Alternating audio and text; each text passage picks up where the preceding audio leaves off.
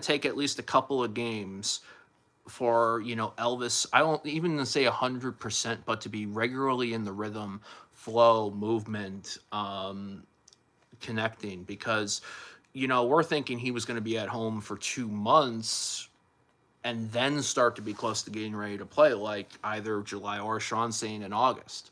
So the fact that he's back in the lineup the second week in June, already trying to make an impact, adding some strength to an upfront unit that's had its strongest game in a while, with Petsera and Matthews and Ben Moore's coming in for there.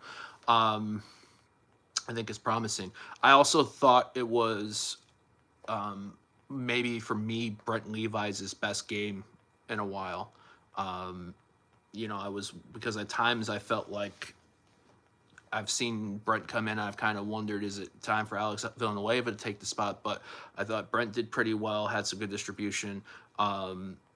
Elijah looked like he was getting involved in the game a bit more, and he's really, I feel like it's a good sign for anyone that's seen and been around and seen city matches, even as far back, like going back to even 2019, when it was the first live iteration we saw of Elijah, and now to see him 5 years later, and see his game progress and see him becoming more confident in his game, more, you know, more intent. The penalty last week, I think, is a good sign, because Jaime and I talked about it, I think, last week.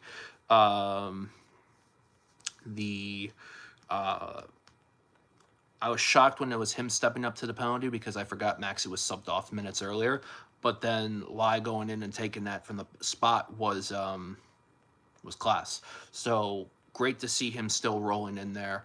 I think agree with Red on Matt Sheldon. I think it still throws me off a little bit. I know it's been talked about when Ben Morris was on Matt Sheldon's podcast, but it still throws me seeing just how fast Matt Sheldon is. Like, it's really cool, it's really refreshing, but it still throws me off every time.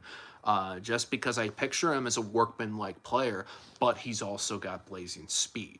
And he can kind of be Michael Bryant, like, in the fact that he can fill some different positions on the field. So I think that, with all that being said, I agree. You had a solid match on there too. It was good that you know, able to get Michael Bryant a little bit of rest and have Michael come on as a sub, to especially because the matches are going to be coming in hot and heavy. Jeremy Churchman had a question in the chat. Do we see Elvis's first start Birmingham on the 26th? Don't want to see him resting up for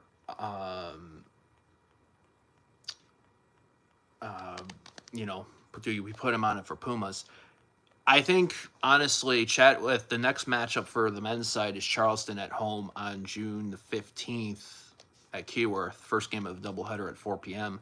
I honestly think that, you know, is Danny going to roll out and go same exact 11 like he did tonight, to keep the rhythm, to keep the rotation going? Because that's often, I feel like, the common thing you would see managers do.